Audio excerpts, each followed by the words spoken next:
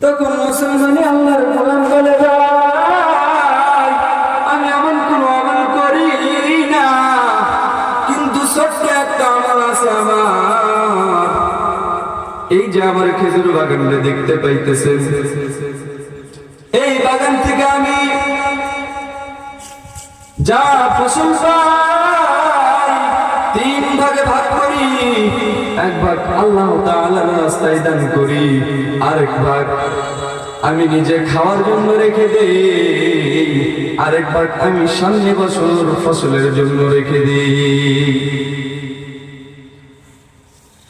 আল্লাহ পাক রব্বুল আলামিন আমার এই ছোট্ট আমলটাকে হয়তো পছন্দ করার কারণে আকাশের মেঘমালার ভিতর থেকে অঝোরভাবে আমার বাগানে বৃষ্টি বর্ষিত হয়েছে। ও মুসলমানি আল্লাহ